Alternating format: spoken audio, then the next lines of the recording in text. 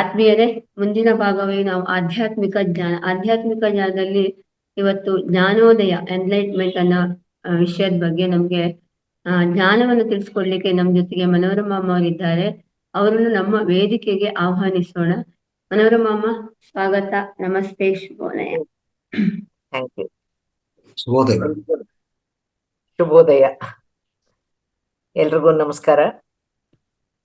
Mahavatar foundation ಸಮಗ್ರ ಸ್ವಾಸ್ಥ್ಯ 365 ಕಾರ್ಯಕ್ರಮದಲ್ಲಿ ಭಾಗವಹಿಸ್ತಾ ಇರೋ ಎಲ್ಲ ಆತ್ಮ ಬಂಧುಗಳಿಗೂ, ನನ್ನ ಎಲ್ಲ ಆಧ್ಯಾತ್ಮಿಕ ಗುರುಗಳಿಗೆ, ನನ್ನ ಆತ್ಮ ಗುರುಗಳಾದ ಬ್ರಹ್ಮರ್ಷಿ ಸುಭಾಷ್ ಪತ್ರಿಜಿ ಅವ್ರಿಗೂ, ನನಗೆ ಜನ್ಮ ಕೊಟ್ಟ ತಂದೆ ತಾಯಿಯರಿಗೂ ಕೃತಜ್ಞತಾ ಪೂರ್ವಕವಾದ ಧನ್ಯವಾದಗಳನ್ನ ಅರ್ಪಿಸ್ತಾ, ಈ ದಿನದ ವಿಷಯವಾದ ಎನ್ಲೈಟನ್ಮೆಂಟ್ ಅಂದ್ರೆ ಜ್ಞಾನೋದಯ ಕುರಿತು ಈ ವಿಚಾರಧಾರೆಯನ್ನ ನಿಮ್ಮೊಂದಿಗೆ ಹಂಚಿಕೊಳ್ಳಕ್ಕೆ ಅವಕಾಶ ಮಾಡಿಕೊಟ್ಟಂತ ಡಾಕ್ಟರ್ ರಂಗಸ್ವಾಮಿ ಅವ್ರಿಗೆ ಧನ್ಯವಾದಗಳನ್ನ ಅರ್ಪಿಸ್ತಾ ಇದ್ದೀನಿ. ಈ ದಿನದ ವಿಷಯ ಎನ್ಲೈಟನ್ಮೆಂಟ್. ಅದನ್ನ ಎನ್ಲೈಟ್ಮೆಂಟ್ ಅಂತಾರೆ, ಎನ್ಲೈಟನ್ಮೆಂಟ್ ಅದು ಕನ್ನಡದಲ್ಲಿ ಜ್ಞಾನೋದಯ ಅಂತಾರೆ. ಈ ವಿಷಯ, ಈ ಸ್ಥಿತಿ ಮಾನವ ಸಂಕುಲಕ್ಕೆ ಮಾತ್ರ ಸಂಬಂಧಿಸಿದ್ದು.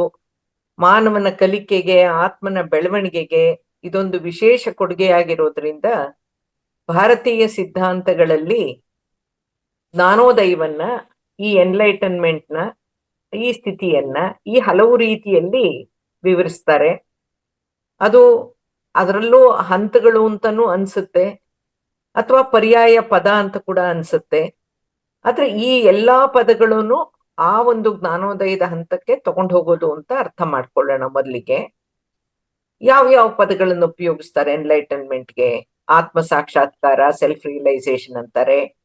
ವಿಮೋಚನೆ, ಮೋಕ್ಷ ಅಂತಾರೆ. ಲಿಬರೇಷನ್ ಅಂದ್ರೆ ಜನನ ಮರಣ ಚಕ್ರದಿಂದ ಮುಕ್ತಿ ಪಡೆಯೋದು, ಶಾಶ್ವತ ಶಾಂತ ಮತ್ತೆ ಆನಂದದ ಪ್ರಾಪ್ತಿ ಮಾಡ್ಕೊಳ್ಳೋದು. ದ್ವಂದ್ವತೆ ಮತ್ತು ಪ್ರತ್ಯೇಕತೆಯನ್ನ ಮೀರಿದಂತ ಸ್ಥಿತಿ, ಏಕತ್ವದ ಕಡೆಗೆ ಹೋಗೋದು. ಎಲ್ಲವೂ ಬ್ರಹ್ಮಮಯ ಅಂತ ಅರ್ಥ ಮಾಡ್ಕೊಳ್ಳೋದು. ಆತ್ಮನ ನಿಜ ಸ್ವಭಾವವನ್ನ ಹಾಗೂ ಯಾವುದು ಶಾಶ್ವತ, ಯಾವುದು ಅಶ್ವಾಶ್ವತ ಅಂದ್ರೆ ಶಾಶ್ವತ ಅಲ್ಲ ಅನ್ನೋ ನಿಜವಾದ ಜ್ಞಾನವನ್ನ ಹೊಂದೋ ಸ್ಥಿತಿ. ನಾವು ಆಲೋಚನೆ ಮತ್ತು ಮಾನಸಿಕ ರಚನೆಗಳನ್ನ ಮೀರಿದಂತ ನಾವು ಶುದ್ಧ ಚೈತನ್ಯ ಪ್ರಜ್ಞೆಯನ್ನು, ಉಜ್ವಲವಾದ ಅರಿವನ್ನ ಮೂಡಿಸ್ಕೊಳ್ಳುವಂತ ಸ್ಥಿತಿ. ಆಮೇಲೆ ಆನಂದ ಅನ್ನೋದೊಂದು ಸ್ಥಿತಿ ಅನ್ನೋದನ್ನ ಏನ್ ಹೇಳ್ತೀವೋ, ಸಂತೋಷವನ್ನ ಮೀರಿರುವಂತಹದ್ದು.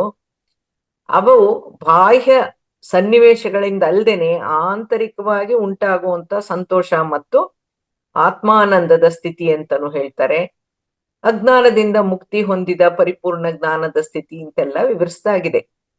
ಭಾರತ ದೇಶ ಆಧ್ಯಾತ್ಮಿಕ ತವರೂರು ಅಂತಾರಲ್ಲ, ನಮ್ಮ ಆಧ್ಯಾತ್ಮಿಕ ಗ್ರಂಥಗಳು, ಸನಾತನ ಧರ್ಮ ಏನ್ ಹೇಳುತ್ತೆ ಎಂದಾಗ, ಪ್ರಖ್ಯಾತ ಋಷಿಗಳು, ಅಧ್ಯಾತ್ಮ ಸಾಧಕರು ಬ್ರಹ್ಮಾಂಡ ಸತ್ಯವನ್ನ ಪ್ರತ್ಯಕ್ಷವಾಗಿ ಅನುಭವಿಸಿ ಅನುಭೂತಿ ಪೂರ್ವಕವಾಗಿ ಘೋಷಿಸಿದ 4 ಮಹಾವಾಕ್ಯಗಳು, ಅದನ್ನ ಮಹಾನ್ ಚತುರ್ವಾಕ್ಯಗಳು ಅಂತಾರೆ, 4 ಮಹಾವಾಕ್ಯಗಳು ಅಂತಾರೆ. ಅದು ಅಂತ ಕನ್ಸಿಡರ್ ಮಾಡ್ತಾರೆ. ಈ ಚತುರ್ವಾಕ್ಯಗಳು ಯಾವ್ಯಾವ್ದು ಅಂದ್ರೆ, ಪ್ರಜ್ಞಾನಂ ಬ್ರಹ್ಮ, ಅಹಂ ಬ್ರಹ್ಮಾಸ್ಮಿ, ತತ್ವಮಸಿ ಹಾಗೂ ಅಯಂ ಆತ್ಮ ಬ್ರಹ್ಮ. ಇವು ಆತ್ಮನ ನಿಜ ಸ್ವರೂಪವನ್ನ ತಿಳಿಸುವಂತ ಗುರಿ ಹೊಂದಿದ್ದು, ಸತ್ಯಾನ್ವೇಷಕರಿಗೆ, ಜ್ಞಾನೋದಯದ ಹಾದಿಯಲ್ಲಿರೋರಿಗೆ ಮಾರ್ಗದರ್ಶಕವಾಗಿದೆ. ಬ್ರಹ್ಮಾಂಡ ಸತ್ಯಜ್ಞಾನವನ್ನ ಅಂದ್ರೆ ಬ್ರಹ್ಮಾಂಡದಲ್ಲಿ ಯಾವುದು ಜ್ಞಾನ ಇದೆಯೋ, ಅದು ಯಾವುದು ಸತ್ಯ ಜ್ಞಾನವಿದೆಯೋ ಅದನ್ನ ವಿವರಿಸುವಂತ ಕೆಲವು ಪ್ರಮುಖ ಗ್ರಂಥಗಳು ಯಾವುದು ಅಂತಂದ್ರೆ, ಐತರೇಯ ಮಹಿದಾಸ ಋಷಿಗಳು ರಚಿಸಿದಂತ ಐತರೇಯ ಉಪನಿಷತ್ನಲ್ಲಿ ಪ್ರಜ್ಞಾನಂ ಬ್ರಹ್ಮ ಅಂತಿದೆ, ಅಂದ್ರೆ ಪ್ರಜ್ಞೆಯೇ ಬ್ರಹ್ಮ ಅಂತಿದೆ. ಋಷಿ ಯಾಜ್ಞವಲ್ಕ ಋಷಿಗಳು ರಚಿಸಿದ ಬೃಹದಾರಣ್ಯಕ ಉಪನಿಷತ್ತಿನಲ್ಲಿ ಅಹಂ ಬ್ರಹ್ಮಾಸ್ಮಿ ಅಂತ ಇದೆ, ಅಂದ್ರೆ ನಾನು ಬ್ರಹ್ಮ ಅಂತಾನೋ. ಋಷಿ ಉದ್ದಾಲಕ ಆರುಣಿ ರಚಿಸಿದ ಚಾಂದೋಗ್ಯ ಉಪನಿಷತ್ನಲ್ಲಿ ತತ್ವಂ ಅಸಿ ಅಂತ ಇದೆ, ಅಂದ್ರೆ ನೀನು ಅದು ಅಂತಲೋ. ಋಷಿ ಮಂಡೂಕರು ರಚಿಸಿದ ಮಾಂಡೂಕ್ಯ ಉಪನಿಷತ್ತಿನಲ್ಲಿ ಅಯಂ ಆತ್ಮ ಬ್ರಹ್ಮ, ಸ್ವಯಂ ಬ್ರಹ್ಮ ಅಂತನೂ ಇದೆ. ತೈತಿರೀಯ ಉಪನಿಷತ್ನಲ್ಲಿ ಸತ್ಯಂ ಜ್ಞಾನಂ ಅನಂತಂ ಬ್ರಹ್ಮ ಅಂತಾನೂ ಇದೆ ಅಂತ ತಿಳಿದು ಬಂದಿದೆ. ಭಾರತದ ಆಧ್ಯಾತ್ಮಿಕ ಗ್ರಂಥಗಳನ್ನ ಆಧರಿಸಿ, ಆಧ್ಯಾತ್ಮಿಕ ಶಾಸ್ತ್ರ ಸಿದ್ಧಾಂತಗಳನ್ನ ಆಧರಿಸಿ ಹೊರ ದೇಶಗಳಲ್ಲಿ, ಅದರಲ್ಲೂ ಪಾಶ್ಚಿಮಾತ್ಯ ದೇಶಗಳಲ್ಲಿ ಈ ಜ್ಞಾನೋದಯದ ಸ್ಥಿತಿ ಕುರಿತು ಸಾಕಷ್ಟು ಸಂಶೋಧನೆಗಳಾಗಿದೆ, ಸಾಧನೆಗಳಾಗಿದೆ, ಪ್ರಯೋಗದಲ್ಲಿ ತೊಡಗಿದ್ದಾರೆ, ಪ್ರಾತ್ಯಕ್ಷಿಕೆಯಲ್ಲಿ ತೊಡಗಿದ್ದಾರೆ. ಪ್ರಾತ್ಯಕ್ಷಿಕೆಯಲ್ಲಿ ಅವರ ಅನುಭವ ಪೂರ್ವಕ ವಿಚಾರಗಳನ್ನ ದಾಖಲಿಸಿದ್ದಾರೆ. ದಾಖಲಿಸೋದ್ರಲ್ಲಿ, ಅಳವಡಿಸೋದ್ರಲ್ಲಿ ತುಂಬಾ ಮುಂದಿದೆ. ಹಾಗಾಗಿ ಈ ಎನ್ಲೈಟನ್ಮೆಂಟ್ ಅನ್ನುವಂಥ ಆಂಗ್ಲ ಪದದ ಕುರಿತು ಹಲವಾರು ಪುಸ್ತಕಗಳು ಆಂಗ್ಲ ಭಾಷೆಯಲ್ಲಿದೆ. ಅದರಲ್ಲಿ ಡಾಕ್ಟರ್ ಫ್ರೆಡೆರಿಕ್ ಲೆನ್ಸ್ ಅಂತನ್ನೋರು ಕೂಡ ಒಬ್ಬ ಅಮೆರಿಕನ್ ಆಧ್ಯಾತ್ಮಿಕ ಶಿಕ್ಷಕ ಮತ್ತು ಲೇಖಕ. ಅವನು ಝೆನ್ ಬೌದ್ಧ ಧರ್ಮ ಹಾಗೂ ತಾವೋ ತತ್ವವನ್ನ ಬೋಧಿಸ್ತಾ ಇದ್ದವನು ಹಾಗೂ ಆಧ್ಯಾತ್ಮಿಕ ಬೆಳವಣಿಗೆಗೆ ಒತ್ತು ನೀಡಿದವನು. ಅವನು 1950ರಲ್ಲಿ ಹುಟ್ಟಿದ್ದು, 1998ರಲ್ಲಿ ದೇಹತ್ಯಾಗ ಮಾಡಿದ್ದು. ಅವರು ಜ್ಞಾನೋದಯಕ್ಕೆ ಸಂಬಂಧಪಟ್ಟ ಹಾಗೆ ಅವ್ರು ಬರೆದಿರುವಂತಹ ಗ್ರಂಥಗಳು ಯಾವುದು ಅಂದ್ರೆ surfing the Himalayas and travels with master Fwap ಅನ್ನೋದೊಂದು, ಸ್ನೋ ಬೋರ್ಡಿಂಗ್ ಟು ನಿರ್ವಾಣ, ಮೂರನೇದು ದಿ ಎನ್ಲೈಟನ್ಮೆಂಟ್ ಸೈಕಲ್ ಅನ್ನೋ ಈ 3 ಪುಸ್ತಕಗಳನ್ನ ಜ್ಞಾನೋದಯಕ್ಕೆ ಸಂಬಂಧಪಟ್ಟಂಗೆ ಬರೆದಿದ್ದಾರೆ ಅವರು. ಪತ್ರಿ ಸರ್ ಈ ಸ್ಪಿರಿಚುವಲ್ ಮಾಸ್ಟರ್ ಬಗ್ಗೆ ನಮ್ಗೆ ತುಂಬಾ ಹಿಂದೆನೆ ತಿಳಿಸಿದ್ರಿಂದ ಹಾಗೂ ಪತ್ರಿ ಸರ್ ಅವರ 100 ಆಂಗ್ಲ ಭಾಷೆಯ ಅವರ ಉಪನ್ಯಾಸಗಳನ್ನ ಕರ್ನಾಟಕದ ವಿವಿಧ ವೇದಿಕೆಗಳಲ್ಲಿ ನಾನು ಕನ್ನಡಕ್ಕೆ ತರ್ಜುಮೆ ಮಾಡ್ತಾ ಇದ್ದಿದ್ರಿಂದ ಪತ್ರಿ ಸರ್ ಈ ವ್ಯಕ್ತಿ ಬಗ್ಗೆ ಅಂದ್ರೆ ಡಾಕ್ಟರ್ ಫ್ರೆಡೆರಿಕ್ ಲೆನ್ಸ್ ಬಗ್ಗೆ ಅವರು ಉಪನ್ಯಾಸದಲ್ಲಿ ಹೇಳಿದ್ದನ್ನು ಕೇಳಿದ್ದೀನಿ, ಅವ್ರು ನಮ್ಗಳಿಗೂ ಕ್ಲಾಸ್ಗಳಲ್ಲಿ ವಿವರಿಸಿದ್ದು ನೋಡಿದ್ದೀನಿ. ಆ ಎಲ್ಲ ಮಾಹಿತಿಗಳನ್ನ ಸಂಗ್ರಹಿಸಿ ಈ ದಿನ ನಾನು ನಿಮ್ಗೆ ತಿಳಿಸ್ತಾ ಇದ್ದೀನಿ. ಸೊ ಈ ಒಂದು ಡಾಕ್ಟರ್ ಫ್ರೆಡೆರಿಕ್ ಲೆನ್ಸ್ ಪ್ರಕಾರ ಅವರು ಜ್ಞಾನೋದಯದ ಬಗ್ಗೆ ಒಬ್ಬ ಕಾಮನ್ ಮನುಷ್ಯನ್ಗೆ ಏನು ಅನ್ನೋದನ್ನ ಹೇಳಿದ್ದಾರೆ ಅಂದ್ರೆ, ಜ್ಞಾನೋದಯ ಆಗಕ್ಕೆ, ಜ್ಞಾನೋದಯದ ಸ್ಥಿತಿಯನ್ನ ಪಡ್ಕೊಳ್ಳೋಕೆ ಧ್ಯಾನನೇ ಬುನಾದಿ, ಅದೇ ಮೂಲ, ಅದೇ ಆಧಾರ. ಧ್ಯಾನ ಪ್ರಾರಂಭಿಸಿದ ಆ ಕ್ಷಣ ಫಲಿತಗಳನ್ನ ನಿರೀಕ್ಷಿಸಬಾರ್ದು. ಎನ್ಲೈಟನ್ಮೆಂಟ್ ಅನ್ನೋದು ಒಂದು ಕಲೆಯ ಸಾಧನೆ ಇದ್ದ ಹಾಗೆ, ಆ ಕಲೆಗೆ ಒಂದು ರೂಪ ಕೊಡ್ಬೇಕಿದ್ರೆ, ಫೈನಲ್ ಟಚ್ ಕೊಡ್ಬೇಕಾಗಿದ್ರೆ, ಆ ಕಲೆಗೆ ಸುಂದರತೆ ಮತ್ತು ಜೀವ ತುಂಬಬೇಕಾಗಿದ್ರೆ ತುಂಬಾ ಸಮಯನೂ ಬೇಕಾಗಬಹುದು, ಸಹನೆನೂ ಬೇಕು, ಸಾಧನೆಯೂ ಬೇಕು. ಅವಸರಕ್ಕೆ ಏನು ಫಲಿಸಲ್ಲ, ಕಾಯ್ಬೇಕು ಅಂತ ಹೇಳಿದ್ದಾರೆ. ಎನ್ಲೈಟನ್ಮೆಂಟ್ ಅನ್ನೋದು ವಾಸ್ತವವಾಗಿರುವಂತ ಯಾವುದನ್ನು ಬದಲಾಯಿಸೋದಲ್ಲ, ಅದು ಆ ಸ್ಥಿತಿಯು ನಮ್ಮಲ್ಲಿರೋದನ್ನು ಮಾತ್ರನೇ ನಮಗ್ ತೋರಿಸುತ್ತೆ. ನಮ್ಮಲ್ಲಿದ್ರೂ ನಾವು ನೋಡಿರಲ್ಲ, ಅದನ್ನ ನಮಗ್ ತೋರಿಸುತ್ತೆ, ನಮ್ಮ ಅನುಭವಕ್ಕೆ ತರುತ್ತೆ. ನಮ್ಮ ಅಂತರಂಗದಲ್ಲಿ ಆವಿಷ್ಕರಿಸಲ್ಪಟ್ಟ ನಿರ್ವಾಣ ಸ್ಥಿತಿಯನ್ನ ಮಾತ್ರ ಶಾಶ್ವತವಾಗಿ ಸ್ಥಿರವಾಗಿ ನಮ್ಮಲ್ಲಿ ಇರಿಸುತ್ತೆ. ಆದ್ರಿಂದ ಯಾವುದೇ ಒಬ್ಬ ಜೀವಿಯು ನಿರ್ವಾಣ ಸ್ಥಿತಿಗೆ ಎಷ್ಟು ಹತ್ತಿರವಾಗಿದ್ರೆ ಅಷ್ಟು ಹೆಚ್ಚು ವಾಸ್ತವಿಕವಾಗಿ ಜೀವಿಸ್ತಾ ಇದ್ದಾನೆ ಅಂತ ಅರ್ಥ. ಎನ್ಲೈಟನ್ಮೆಂಟ್ ಅಂದ್ರೆ ಭ್ರಮೆಗಳಿಗೆ ಒಳಗಾಗದೇನೆ ಇರುವಂತ ಒಂದು ಪರಿಪೂರ್ಣವಾದ ಮಾನಸಿಕ ಸ್ಥಿತಿ, ಪರಿಪೂರ್ಣ ದಿವ್ಯ ಪ್ರಜ್ಞೆ ಇರೋ ಸ್ಥಿತಿ, ಆತ್ಮಜ್ಞಾನವನ್ನ ಅನುಭವ ಪೂರ್ವಕವಾಗಿ ತಿಳಿದ ಸ್ಥಿತಿ. ತುಂಬಾ ಜನರು ಸಾಧಾರಣವಾಗಿ ಎನ್ಲೈಟೆಂಡ್ ಆದ ಮೇಲೆ ಅಂದ್ರೆ ಜ್ಞಾನೋದಯ ಹೊಂದಿದ ಮೇಲೆ ಅವರ ಜೀವನದಲ್ಲಿ ಅದ್ಭುತಗಳು, ಪವಾಡಗಳು ನಡೆಯುತ್ತೆ ಅಂತ ಅಂದ್ಕೊಂಡಿರ್ತಾರೆ. ಇನ್ನು ಕೆಲವರು ಅವರ ದೈನಂದಿನ ಕಾರ್ಯಕಲಾಪಗಳನ್ನ ಕಟ್ಟಿಟ್ಬಿಟ್ಟು ಕಾಷಾಯ ವಸ್ತ್ರಗಳನ್ನು ಧರಿಸಿ ಕೌಟುಂಬಿಕ ಜೀವನವನ್ನ ತ್ಯಜಿಸಿ ಹಿಮಾಲಯ ಪರ್ವತ ಶ್ರೇಣಿಗಳಲ್ಲಿ ಹಗಲು ರಾತ್ರಿ ತಪಸ್ನಲ್ಲಿ ಮಗ್ನರಾಗ್ಬಿಡ್ತಾರೆ ಅನ್ನೋ ಭಾವನೆಯಲ್ಲಿದ್ದಾರೆ. ಆದ್ರೆ ಅದು ಹಾಗಲ್ಲ. ನಿರ್ವಾಣ ಸ್ಥಿತಿಗೆ ಇರಿದವನು ತನ್ನ ದೈನಂದಿನ ಕೆಲಸಗಳಲ್ಲೂ, ಎಲ್ಲರೊಂದಿಗಿದ್ದಾಗ್ಲೂ, ಏಕಾಂತದಲ್ಲಿದ್ದಾಗ್ಲೂ ಅವನು ತನ್ನ ನಿರ್ವಾಣ ಸ್ಥಿತಿಯಲ್ಲೇ ಇದ್ದು ಆ ಸ್ಥಿತಿಯಲ್ಲಿ ಅವನಿಗುಂಟಾದ ಆನಂದದ ಸ್ಥಿತಿಯನ್ನೇ ಅನುಭವಿಸ್ತಾ ಪರಿಪೂರ್ಣ ಸ್ಥಿತಿಯಲ್ಲೇ ಜೀವಿಸ್ತಾನೆ. ಎನ್ಲೈಟೆಂಡ್ ಆಗಿರೋರ ಆನಂದದ ಅನುಭೂತಿಯೇ ಬೇರೆ ತರ ಇರುತ್ತೆ, ಅನನ್ಯವಾಗಿರುತ್ತೆ. ಅವರ ಆನಂದ ಪ್ರಾಪಂಚಿಕ ಅನುಭವಗಳ ಮೇಲೆ ಆಧಾರಿತವಾಗಿರಲ್ಲ, ಅದು ವಸ್ತುಗಳ ಮೇಲೆ ಅವಲಂಬಿತವಾಗಿರೋಲ್ಲ.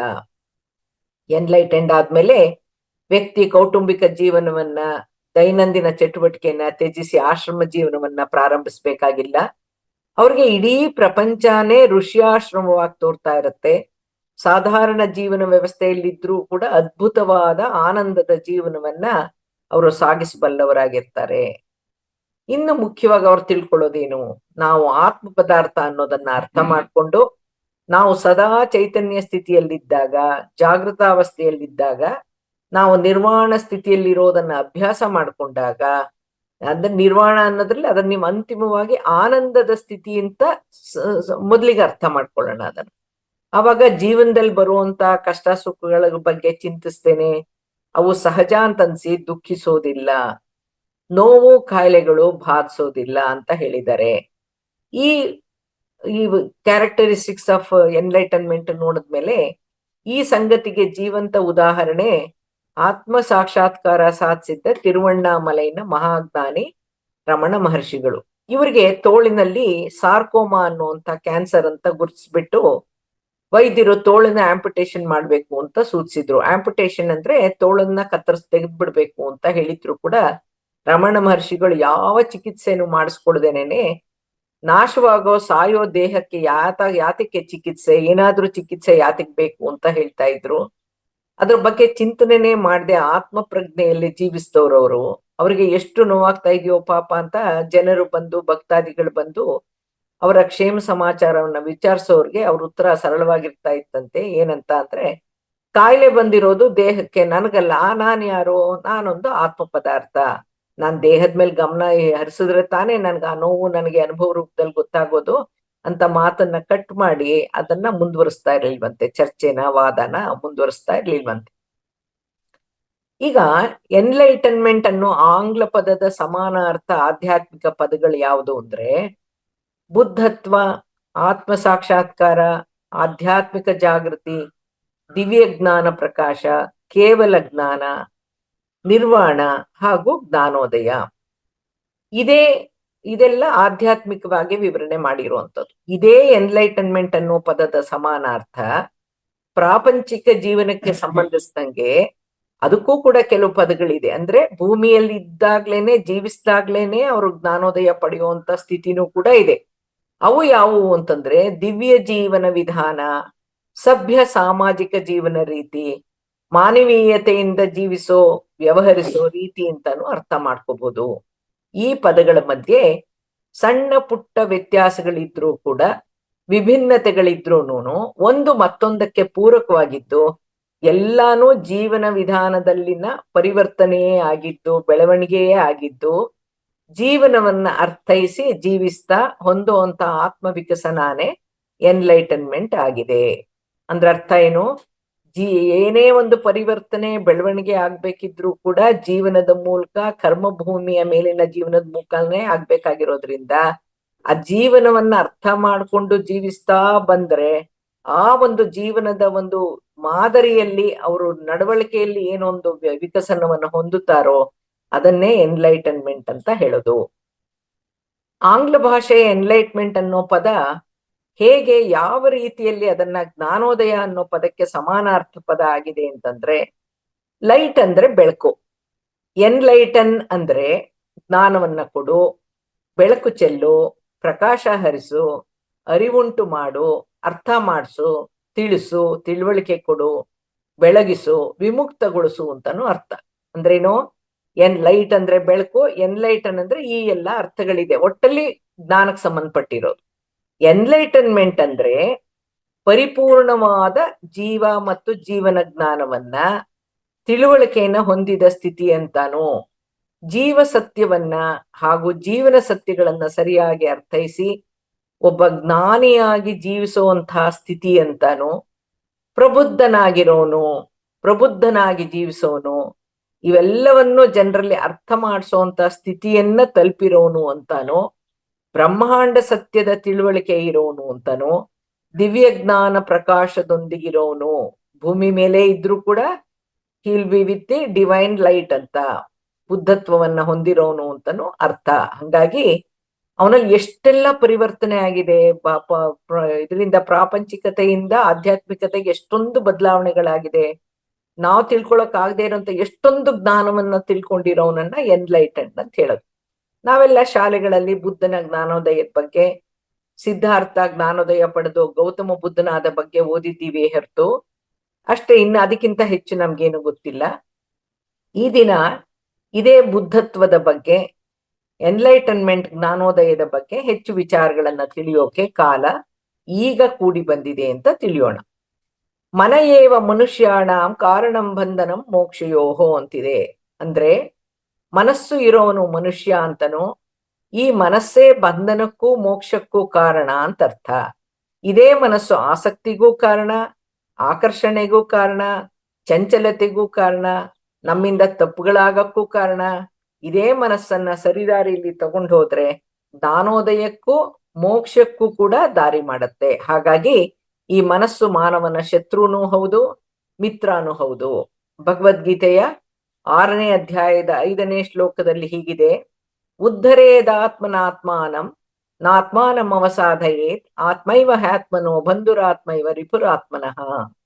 ಈ ಶ್ಲೋಕದ ಅರ್ಥ ಏನು ಅಂದ್ರೆ, ತನ್ನ ಮೂಲಕ ತನ್ನನ್ನ ಉದ್ಧಾರ ಮಾಡ್ಕೊಳ್ಳಿ ಮತ್ತು ಮಾನವನು ಅಜ್ಞಾನಕ್ಕೆ ವಶನಾಗಿ ತನ್ನನ್ನ ತಾನ ಅಧೋಗತಿಗೆ ಕೊಂಡೊಯ್ದೇ ಇರ್ಲಿ ಅಂತ ಅರ್ಥ. ಯಾಕೆಂದ್ರೆ ಈ ಮನುಷ್ಯನು ತನಗೆ ತಾನೇ ಮಿತ್ರ, ತನಗೆ ತಾನೇ ಶತ್ರುನು ಕೂಡ ಅಂತ ಅರ್ಥ. ಇನ್ನೂ ಹೆಚ್ಚಿನ ವಿವರಣೆ ಕೊಡೋದಾದ್ರೆ, ಯಾರ ಶರೀರ, ಇಂದ್ರಿಯಗಳು ಹಾಗೂ ಮನಸ್ಸು ವ್ಯಕ್ತಿಯ ವಶದಲ್ಲಿರುತ್ತೋ ಅವನು ಅನಾಯಾಸವಾಗಿಯೇ ಸಂಸಾರ ಸಾಗರದಿಂದ ತನ್ನನ್ನ ತಾನು ಉದ್ಧಾರ ಮಾಡ್ಕೊಳ್ತಾನೆ. ಹಾಗೂ ತಾನಿಗೆ ತಾನೇ ಮಿತ್ರನಾಗಿ ಪರಮಾನಂದ ಸ್ವರೂಪಿ ಪರಮಾತ್ಮನನ್ನ ಅನುಭವ ರೂಪದಲ್ಲಿ ಹೊಂದುತ್ತಾನೆ ಅಂತಿದೆ. ಅಂದ್ರೇನು? ವ್ಯಕ್ತಿಯ ವಶದಲ್ಲಿರ್ಬೇಕು. ಯಾವ್ಯಾವುದು? ಶರೀರ, ಇಂದ್ರಿಯಗಳು ಹಾಗೂ ಮನಸ್ಸು ವ್ಯಕ್ತಿಯ ವಶದಲ್ಲಿ ಇದ್ರೆ ಅಂತಿಮವಾಗಿ ಅವನು ಪರಮಾನಂದ ಸ್ವರೂಪಿ ಪರಮಾತ್ಮನನ್ನ ಅನುಭವ ರೂಪದಲ್ಲಿ ಹೊಂದುತ್ತಾನೆ. ಯಾರು ಶರೀರ, ಇಂದ್ರಿಯಗಳು ಹಾಗೂ ಮನಸ್ಸಿನ ವಶದಲ್ಲಿರ್ತಾರೋ, ಅಂದ್ರೆ ತಾನೇ ಅವುಗಳ ವಶದಲ್ಲಿ ಹೊಟ್ಟೋದ್ರೆ, ಇಂದ್ರಿಯಗಳು ಹಾಗೂ ಮನಸ್ಸಿನ ವಶದಲ್ಲಿ ಹೊಟ್ಟೋದ್ರೆ, ಅವರು ತಮ್ಮ ಶ್ರೇಯಸ್ಸಿನ ಸಾಧನೆಯ ವಿರುದ್ಧ ಆಚರಣೆಯಲ್ಲಿ ತೊಡಗೋ ಮೂಲಕ ರಾಗದ್ವೇಷ ಅರಿಷಡ್ವರ್ಗಗಳಿಂದ ಪಾಪ ಕರ್ಮಗಳ ಕಠಿಣ ಬಂಧನಕ್ಕೆ ಒಳಗಾಗಿ ದುಃಖಕ್ಕೆ ಸಿಲುಕ್ತಾರೆ. ಈ ಕಾರಣದಿಂದಾನೇ ತನಗೆ ತಾನೇ ಶತ್ರು ಹೊಂದಿರೋದು. ಅಜ್ಞಾನದಿಂದ ಜ್ಞಾನಿಯಾಗಿ ತನ್ನ ಶರೀರ, ಇಂದ್ರಿಯಗಳನ್ನ ಹಾಗೂ ಮನಸ್ಸನ್ನ ತನ್ನ ವಶದಲ್ಲಿಟ್ಟು ದೈವಿ ಗುಣಗಳನ್ನ ರೂಢಿಸ್ಕೊಳ್ತಾ ಇದೇ ಪ್ರಾಪಂಚಿಕ ಜೀವನವನ್ನ ದೈವಿ ಜೀವನವಾಗಿ ಪರಿವರ್ತಿಸ್ಕೊಂಡು ಪರಮಾನಂದದ ಸ್ಥಿತಿಯನ್ನ ತಲುಪಿ ತನಗೆ ತಾನೇ ಮಿತ್ರನಾಗಬಲ್ಲ ಜ್ಞಾನ ತನ್ನಲ್ಲೇ ಉದ್ಭವವಾದ್ರೆ, ಇದೇ ಕರ್ಮಭೂಮಿಯಲ್ಲಿನ ಜೀವನದ ಪಾಠದಿಂದ ಬುದ್ಧಿ ವಿವೇಕ ಕಲಿತ್ರೆ, ಅರಿವು ಮೂಡಿದ್ರೆ, ಬ್ರಹ್ಮಾಂಡ ಜ್ಞಾನವನ್ನ ಸತ್ಯವನ್ನ ತಿಳಿದ್ರೆ ಅದೇ ಜ್ಞಾನೋದಯ. ಮಾನವನ ಜೀವನ ಇದೇ ಕರ್ಮಭೂಮಿಯಲ್ಲಿ ಭೌತ ಶರೀರದ ಮೂಲಕನೇ ಸಾಗಬೇಕು.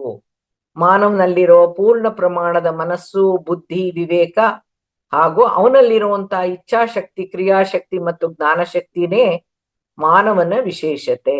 ಹಾಗಾಗಿ ಮಾನವನ ಜನ್ಮ ಅತಿ ಶ್ರೇಷ್ಠ. ಮಾನವ ಮಾತ್ರ ಜ್ಞಾನೋದಯವನ್ನ ಪಡೆಯಕ್ ಸಾಧ್ಯ, ಮುಕ್ತಿಯನ್ನ ಪಡೆಯಕ್ ಸಾಧ್ಯ, ಮೋಕ್ಷವನ್ನ. ಆಧ್ಯಾತ್ಮಿಕವಾಗಿ ನೀವು ಯಾವ್ದೊಂದು ಹೈಯೆಸ್ಟ್ ಪೊಸಿಷನ್ ಇರ್ತಿರೋ ಅದು ಎಲ್ಲವನ್ನು ಮಾನವನಿಗೆ ಮಾತ್ರ ಪಡ್ಕೊಳ್ಳಕ್ಕೆ ಸಾಧ್ಯ. ಮಾನವನ ಜನ್ಮ ಪ್ರಾರಂಭವಾದನಿಂದನೇ ಮನಸ್ಸು ಮತ್ತು ಬುದ್ಧಿಯ ಮೂಲಕ ಕಲಿಕೆ ಶುರುವಾಗುತ್ತೆ. ಜೀವನ ಸಾಗಿಸುವಾಗ ಕರ್ಮ, ಪಾಪ, ಪುಣ್ಯ ಶುರುವಾಗೋದು ಮಾನವ ಜನ್ಮ ಪ್ರಾರಂಭವಾದಾಗ ಮಾತ್ರನೇ. ಅದಕ್ಕೆ ಮುಂಚಿನ ಮಾನವ ಜನ್ಮಕ್ಕೆ ಮುಂಚಿನ ಸ್ಥಿತಿ, ಆತ್ಮದ ಸ್ಥಿತಿ, ಯಾವುದೇ ಪ್ರಾಣಿ ಸಂಕುಲವಾಗಿರ್ಲಿ ಅಥವಾ ಸಸ್ಯ ಸಂಕುಲದಲ್ಲಿ ಯಾವುದೇ ಪಾಪ, ಪುಣ್ಯ, ತಪ್ಪು, ಒಪ್ಪುಗಳು ಪ್ರಾರಂಭವಾಗಿರೋಲ್ಲ. ಪಾಪ, ಪುಣ್ಯ, ತಪ್ಪು, ಒಪ್ಪುಗಳು ಇರೋದೇ ಇಲ್ಲ. ಅವಕ್ಕೆ ಬರೀ ಜೀವನ ಮಾಡೋದು ಮಾತ್ರ ಇರುತ್ತಷ್ಟೇನೆ. ಮಾನವನಿಗೆ ಮಾತ್ರನೇ ಬುದ್ಧಿ, ಜ್ಞಾನ, ಪ್ರಜ್ಞೆ, ವಿವೇಕ ಅನ್ನೋದಿರೋದು.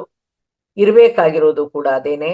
ಬುದ್ಧಿ, ಜ್ಞಾನ, ಪ್ರಜ್ಞೆ, ವಿವೇಕ ಇರೋನು ಬುದ್ಧಿವಂತ ಅನ್ನಿಸ್ಕೊಳ್ತಾನೆ. ಮನಸ್ಸಿನಿಂದ ಮಾನವನಾಗಿದ್ರೆ ಬುದ್ಧಿಯಿಂದ ಅವನು ಬುದ್ಧನ ಆಗ್ತಾನೆ ಮಾನವ ಅನ್ನೋದನ್ನ, ಆ ಬುದ್ಧತ್ವನೇ ಎನ್ಲೈಟನ್ಮೆಂಟ್ ಅಂತ ಪತ್ರಿ ಸರ್ ನಮ್ಗೆ ಹೇಳಿದ್ರು.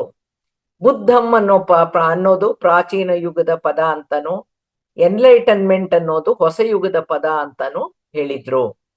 ಈ ಆಧ್ಯಾತ್ಮಿಕ ಪದಗಳಾದ ಜ್ಞಾನೋದಯ, ಬುದ್ಧತ್ವ, ಆತ್ಮ ಸಾಕ್ಷಾತ್ಕಾರ, ಆಧ್ಯಾತ್ಮಿಕ ಜಾಗೃತಿ, ದಿವ್ಯ ಜ್ಞಾನ ಪ್ರಕಾಶ, ಕೇವಲ ಜ್ಞಾನ ಹಾಗೂ ನಿರ್ವಾಣ ಅನ್ನೋ ಈ ಎಲ್ಲಾ ಪದಗಳಿಗೆ ಸಮಾನಾರ್ಥ ಒಂದು ಆಂಗ್ಲ ಪದ ಎನ್ಲೈಟನ್ಮೆಂಟ್ ಅಂತ ಈಗಷ್ಟೇ ನೋಡಿದ್ವಿ. ಈ ಬಳಸೋ ಪದಗಳು ಏನೇ ಇರ್ಲಿ, ಅವುಗಳೆಲ್ಲವೂ ಜೀವನ ಜ್ಞಾನನೇ, ದಿವ್ಯ ಜ್ಞಾನನೇ, ಅನುಭವ ಜ್ಞಾನನೇ ಆಗಿದೆ. ಆದ್ರೂ ನಮ್ಮ ಭಾರತದಲ್ಲಿ, ಸಂಸ್ಕೃತದಲ್ಲಿ, ಕನ್ನಡ ಭಾಷೆಯಲ್ಲಿ ಪ್ರತಿ ಪದಗಳಿಗೆ ಸ್ಪಷ್ಟ ವಿವರಣೆಗಳಿವೆ.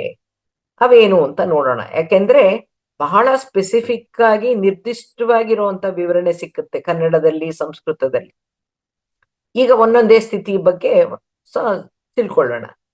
ಈ ಜ್ಞಾನೋದಯದ ಸ್ಥಿತಿಯಲ್ಲಿ ಪ್ರಬುದ್ಧತೆಯನ್ನ ಸಾಧಿಸಿ ತನ್ನ ಪೂರ್ವಜನ್ಮಗಳನ್ನ ತಿಳಿದು ಹಲವು ದೇಹಾತೀತ ಹಾಗೂ ಇಂದ್ರಿಯಾತೀತ ಅನುಭವಗಳ ಮೂಲಕ ಹೆಚ್ಚಿನ ಆಧ್ಯಾತ್ಮಿಕ ನಿತ್ಯ ಸತ್ಯವನ್ನ ತಿಳಿದು ಕಾರ್ಯಕಾರಣ ಪರಿಣಾಮಗಳಿಂದ ಮರುಜನ್ಮದಿಂದ ಸಂಪೂರ್ಣ ವಿಮೋಚನೆಯನ್ನ ಬಯಸಿ ಸರ್ವ ಸ್ವತಂತ್ರದ ಶಾಂತಿ ಮತ್ತು ಆತ್ಮಾನಂದವನ್ನ ಅನುಭೂತಿಯ ಮೂಲಕ ಆನಂದಿಸೋ ಸದ್ಗತಿಯನ್ನ ಸಾಧಿಸೋ ಸ್ಥಿತಿನೇ ಜ್ಞಾನೋದಯ ಹೊಂದಿದ ಸ್ಥಿತಿ.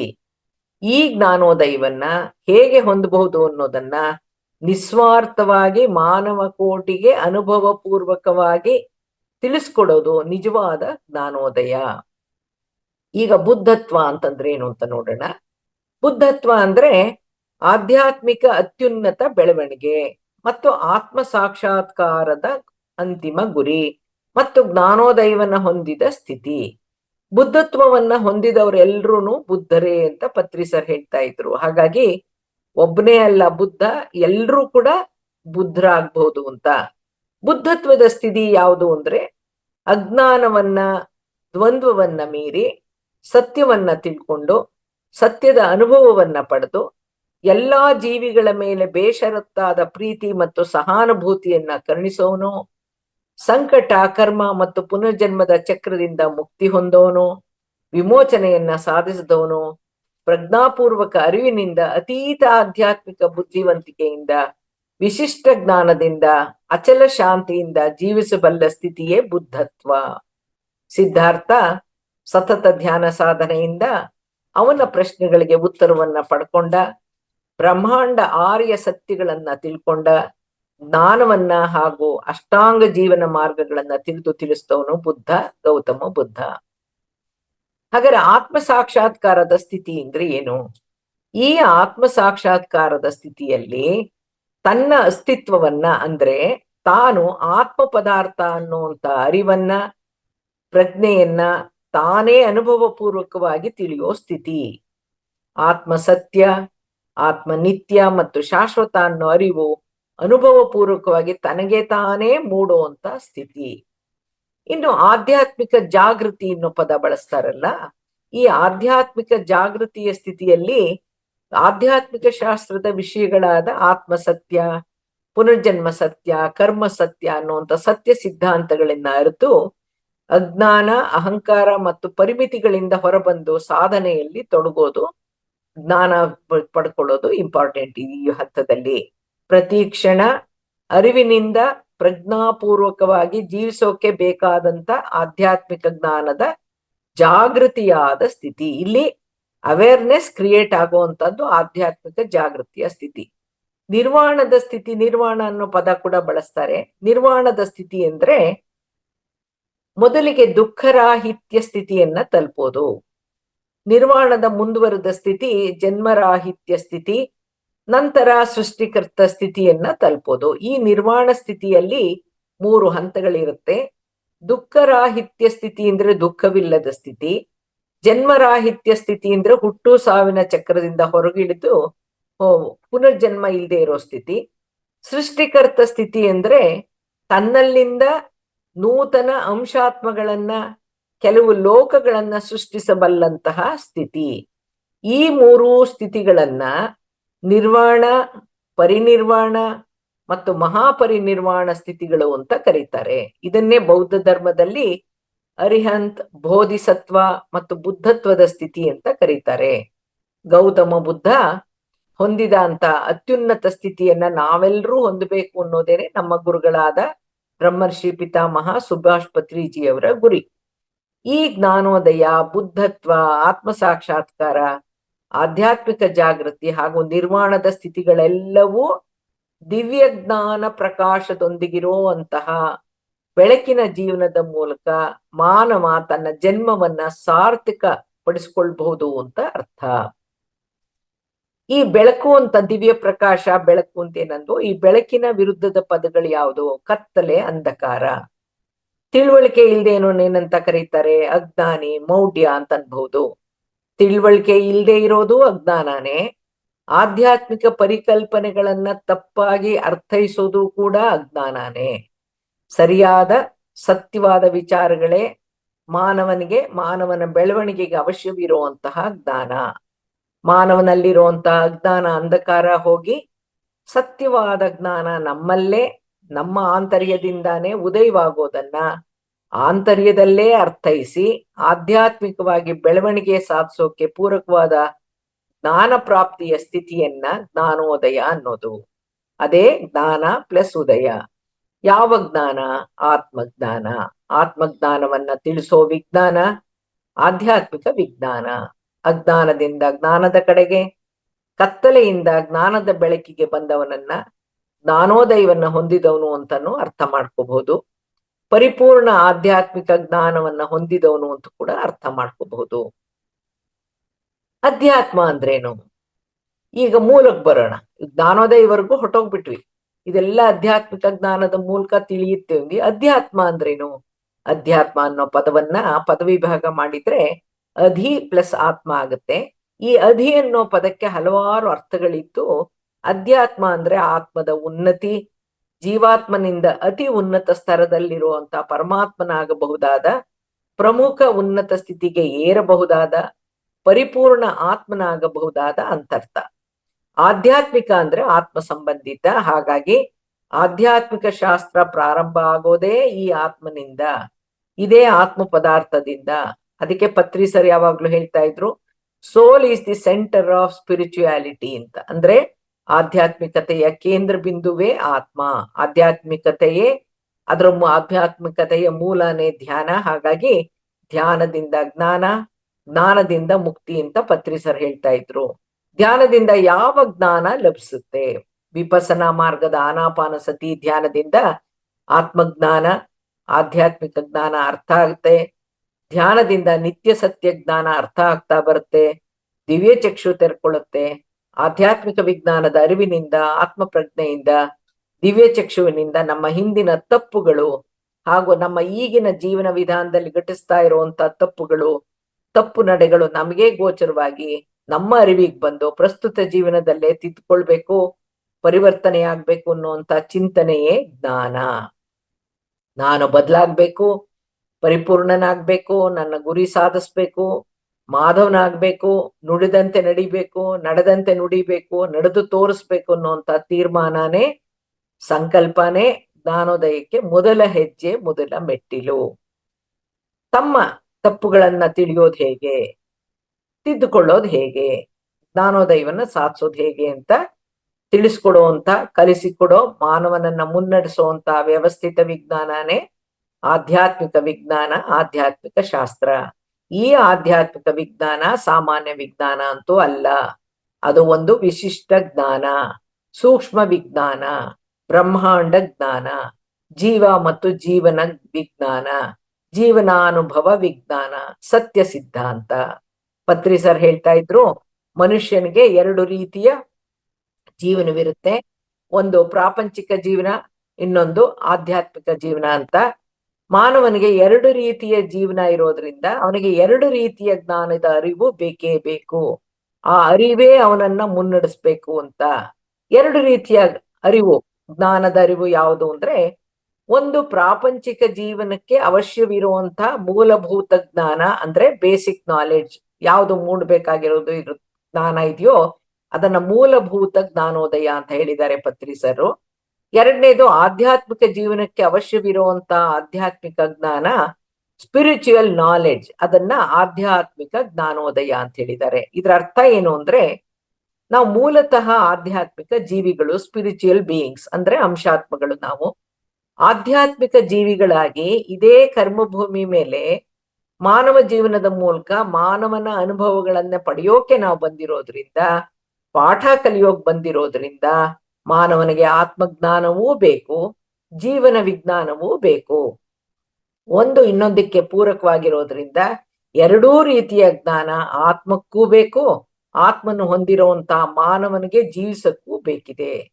ಮಾನವನಾಗಿ ಭೂಮಿ ಮೇಲೆ ಸಂಘಜೀವಿಯಾಗಿ ಜೀವಿಸೋ ಮಾನವನಿಗೆ ಬೇಸಿಕ್ ಜೀವನ ವಿಜ್ಞಾನದಡಿಯಲ್ಲಿ ಈ ಲೌಕಿಕ ಪ್ರಪಂಚದಲ್ಲಿ, ದಿನನಿತ್ಯದ ಪ್ರಾಪಂಚಿಕ ಜೀವನದಲ್ಲಿ ಯಾವ್ಯಾವ ಮೂಲ ಜ್ಞಾನವಿರ್ಬೇಕು ಅಂತ ಪತ್ರಿ ಸರ್ ಹೇಳಿದ್ದಾರೆ. ಮಾನವರ ಮಧ್ಯೆ ಕನಿಷ್ಠ ಸೌಜನ್ಯ ಇರ್ಬೇಕು, ಕರ್ಟಸಿ ಇರ್ಬೇಕು, ಸಭ್ಯತೆ ಇರ್ಬೇಕು, ಪೊಲೈಟ್ನೆಸ್ ಇರ್ಬೇಕು, ಮಾನವೀಯತೆ ಇರಬೇಕು, ಪ್ರಾಣಿಗಳ ಮೇಲೆ ದಯೆ ಮತ್ತು ಕರುಣೆ ಇರಬೇಕು, ಅಹಿಂಸಾ ತತ್ವವನ್ನ ಪಾಲಿಸ್ಬೇಕು, ಏನ್ ಮಾತಾಡ್ಬೇಕು ಏನ್ ಮಾತಾಡ್ಬಾರ್ದು, ಏನ್ ಮಾಡ್ಬೇಕು ಏನ್ ಮಾಡ್ಬಾರ್ದು ಅನ್ನೋಷ್ಟಾದ್ರೂ ಕಾಮನ್ ಸೆನ್ಸ್ ಇರ್ಬೇಕು, ಸಾಮಾನ್ಯ ಜ್ಞಾನ ಇರ್ಬೇಕು ಮತ್ತು ವಿವೇಕ ಇರ್ಬೇಕು ಅನ್ನೋದೇ ಮೂಲಭೂತ ಜ್ಞಾನ. ನಮ್ಮಲ್ಲಿ ಉದಯವಾಗಬೇಕಾಗಿರೋದು ಇದೇ ಮೂಲಭೂತ ಜ್ಞಾನೋದಯ. ಲೌಕಿಕ ಪ್ರಪಂಚದಲ್ಲೇ ಜೀವಿಸಿದ್ರು ಜೀವ ಮತ್ತು ಜೀವನ ಕುರಿತು ಕನಿಷ್ಠ ಆಧ್ಯಾತ್ಮಿಕ ವಿಚಾರಗಳನ್ನಾದ್ರೂ ತಿಳ್ಕೊಬೇಕು, ತಿಳಿದಿರ್ಬೇಕು. ಆಧ್ಯಾತ್ಮದ ಮೂಲಾಂಶಗಳು ಯಾವುವು ಅಂದ್ರೆ, ಆತ್ಮ ಅಂದ್ರೇನು, ಮಾನವನ ಜನ್ಮ ಯಾಕೆ ಶ್ರೇಷ್ಠ, ಹೇಗೆ ಶ್ರೇಷ್ಠ, ಜನನ ಮರಣ ಅಂದ್ರೇನು, ಮರಣಾನಂತರದ ಜೀವನ ಅಂದ್ರೇನು, ಕರ್ಮ ಅಂದ್ರೇನು, ಪುನರ್ಜನ್ಮ ಯಾಕಾಗ್ಬೇಕು ಅಥವಾ ಯಾಕಾಗತ್ತೆ, ಜ್ಞಾನ ಅಂದ್ರೆ ಯಾವ ಜ್ಞಾನ, ಮುಕ್ತಿ ಮೋಕ್ಷ ಅಂದ್ರೇನು ಅನ್ನೋ ಅಷ್ಟಾದ್ರೂ ನಮಗೆ ಜ್ಞಾನ ನಮ್ಗೆ ತಿಳಿದೇ ಇರಬೇಕು. ಈ ವಿಷಯಗಳ ಬಗ್ಗೆ ಪ್ರಶ್ನೆಗಳು ಉದ್ಭವವಾದ್ರೆ ಅದಕ್ಕೆ ಉತ್ತರ ಹುಡುಕ್ತಾ ಮೂಲಭೂತ ಮಾನವನ ದಿವ್ಯ ಗುಣ ಸ್ವಭಾವಗಳನ್ನ ತಿಳಿದು ಅಳವಡಿಸ್ಕೊಂಡು ಜೀವಿಸ್ತಾ ಬಂದ್ರೆ ಆಧ್ಯಾತ್ಮಿಕ ಜ್ಞಾನೋದಯ ತನ್ನಂತೆ ತಾನೇ ಆಗತ್ತೆ ಅಂತ ಪತ್ರಿ ಸರ್ ಹೇಳಿದ್ದಾರೆ. ಇನ್ನು ಹೆಚ್ಚಿನ ವಿವರಣೆ ಕೂಡ ಕೊಟ್ಟಿದ್ದಾರೆ.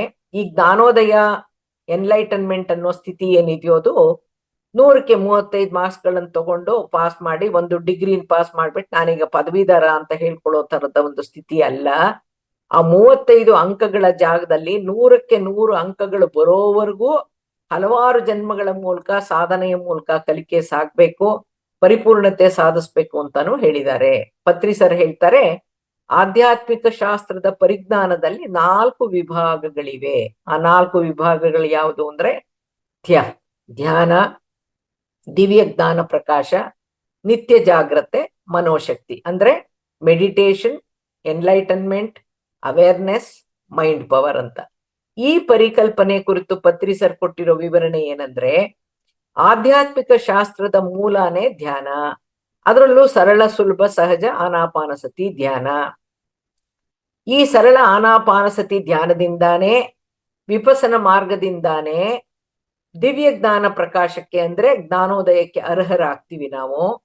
ಲಭ್ಯವಾಗುವಂತ ದಿವ್ಯ ಜ್ಞಾನ ಪ್ರಕಾಶದಿಂದ, ಜ್ಞಾನೋದಯದಿಂದ ನಮ್ಮಲ್ಲಿ ಸತ್ಯದ ಅರಿವು ಪ್ರಜ್ಞೆ ಉಂಟಾಗಿ ನಿತ್ಯ ಜಾಗೃತ ಸ್ಥಿತಿಯಲ್ಲಿ ಜೀವಿಸ್ತಾ ಬರ್ತೀವಿ.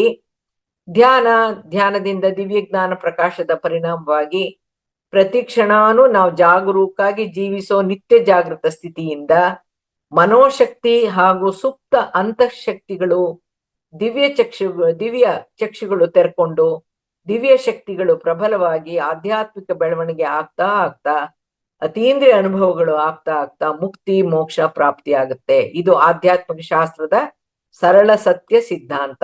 ಜನರಲ್ಲಿ ಒಂದು ತಪ್ಪು ಕಲ್ಪನೆ ಇದೆ, ಅದೇನಂದ್ರೆ ಮುಕ್ತಿ ಮೋಕ್ಷ ಅನ್ನೋದು ನಮ್ಗೆ ಲಭಿಸೋದು ನಾವು ಸತ್ತ ನಂತರನೇ ಅಂತ ಇದೆ.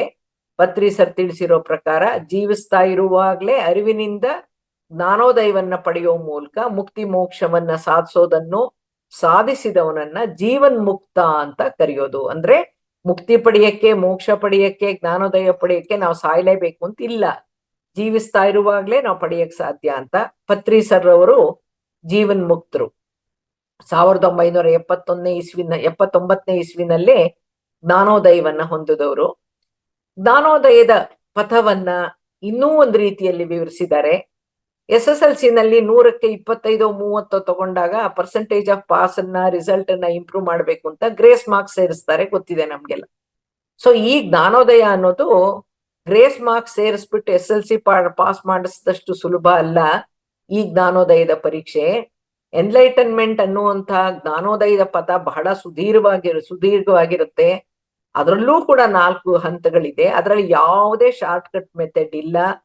ಆ 4 ಹಂತಗಳು ಯಾವುದು ಅಂದ್ರೆ, ಒಂದು ಮಾಹಿತಿ, ಜ್ಞಾನ ಮತ್ತು ಅನುಭವ, ಬುದ್ಧಿವಂತಿಕೆ, ಜ್ಞಾನೋದಯ.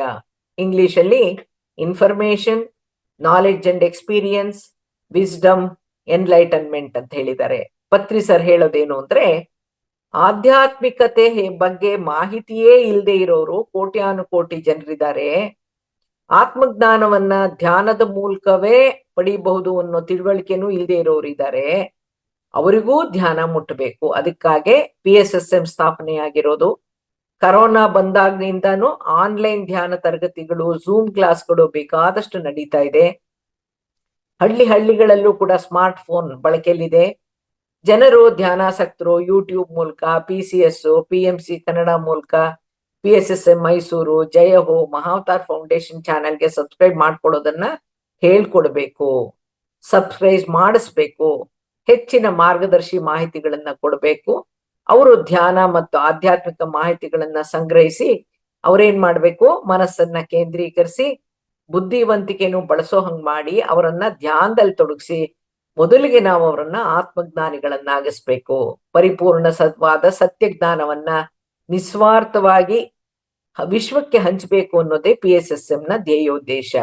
ಸೊ ಈ ಒಂದು ಎನ್ಲೈಟನ್ಮೆಂಟ್ ಏನಿದು ಅದು 4ನೇ ಹಂತ. ಹಾಗಾಗಿ ಮೊದಲಿಗೆ ನಾವು ಮಾಹಿತಿ ಕೊಡ್ಬೇಕು. ಅದಕ್ಕೆ ಆ 4 ಹೇಳಿರೋದೇನು ಸಿಚುಯೇಷನ್ಸ್. ಫಸ್ಟ್ ಒಂದು ಮಾಹಿತಿ ಕೊಡ್ಬೇಕು, ಅವ್ರಿಗೆ ಜ್ಞಾನ ಮತ್ತು ಅನುಭವ ಬರಕ್ ಅವಕಾಶ ಮಾಡ್ಬೇಕು, ಅವರಲ್ಲಿರೋ ಬುದ್ಧಿವಂತಿಕೆ ಜಾಸ್ತಿ ಆಗ್ಬೇಕು, ತದನಂತರ ಜ್ಞಾನೋದಯ ಅನ್ನೋದು ಸಿಕ್ಕುತ್ತೆ. ಈ ಒಂದು ಕೆಲಸನ ಮಾಡ್ತಾ ಇರೋದು PSSM. ಇನ್ನೂ ಒಂದ್ ಹೇಳ್ತಾರೆ, ಎನ್ಲೈಟನ್ಮೆಂಟ್ ಅನ್ನೋದು ಇಂಜಿನಿಯರಿಂಗ್, ಡಾಕ್ಟರ್ ಕೋರ್ಸಸ್ ಅಲ್ಲಿ ಇರೋ ತರಹ ಹಲವಾರು ಆಧ್ಯಾತ್ಮಿಕ ವಿಚಾರ ವಿಷಯಗಳನ್ನೊಳಗೊಂಡಂತ ಬಹಳ ಸುದೀರ್ಘವಾದ ಕ್ಲಿಷ್ಟಕರವಾದ ಕೋರ್ಸು. ಅದು ಸುಲಭ ಅಲ್ಲ. ಬರೀ ಥಿಯರಿ ಕಲ್ತ್ರೆ ಪ್ರಯೋಜನ ಇಲ್ಲ. ಧ್ಯಾನಿಯಾಗಿ, ಜ್ಞಾನಿಯಾಗಿ, ಅನುಭವಿಯಾಗಿ ಬೇರೆಯವ್ರಿಗೆ ತಿಳಿಸೋಷ್ಟು, ಕಲ್ಸ್ಕೊಡೋಷ್ಟು, ಅನುಮಾನಗಳನ್ನ ಬಗೆಹರಿಸೋಷ್ಟು ಜ್ಞಾನ ಮತ್ತು ಬುದ್ಧಿವಂತಿಕೆ ಒಬ್ಬ ಪಿರಮಿಡ್ ಮಾಸ್ಟರ್ ನಲ್ಲಿ ಇರ್ಬೇಕು ಅಂತ ಹೇಳಿದ್ದಾರೆ. ಬುದ್ಧ 2500 ವರ್ಷಗಳ ಹಿಂದೆ ಹೇಳಿದ್ದ, ತಾನು ಮತ್ತೆ ಭೂಮಿಗೆ ಬರೋನಿದ್ದೀನಿ ಅಂತ ಹೇಳಿದ್ದ. ಪತ್ರಿ ಸರ್ ಹೇಳ್ತಾರೆ, ಆ ಬುದ್ಧನೇ ಈ ಭೂಮಿಗೆ ಬಂದು PSSM ಆಗಿ ರೂಪುಗೊಂಡು ಧ್ಯಾನ ಆಂದೋಲನವನ್ನ ಮುನ್ನಡೆಸ್ತಾ ಇದೆ ಅಂತ ಪತ್ರಿ ಸರ್ ಅವರ ಪ್ರವಚನದ ಒಂದು ವಿಡಿಯೋದಲ್ಲಿ ಹೇಳಿದ್ದಾರೆ. Buddha has come down as PSSM ಅಂತ ಹೇಳಿದ್ದಾರೆ. ಪ್ರತಿ ಮಾನವನನ್ನ ಜ್ಞಾನಿಯಾಗಿ, ಧ್ಯಾನ ಸಾಧಕನನ್ನಾಗಿ, ಜ್ಞಾನೋದಯದ ಸ್ಥಿತಿಗೆ ಏರುವಂತೆ ಪ್ರೋತ್ಸಾಹಿಸಿ ಮಾರ್ಗದರ್ಶಿಸೋದೇನೆ ಪ್ರತಿ ಪಿರಮಿಡ್ ಮಾಸ್ಟರ್ನ ಈ ಜನ್ಮದ ಜೀವಿತೋದ್ದೇಶ.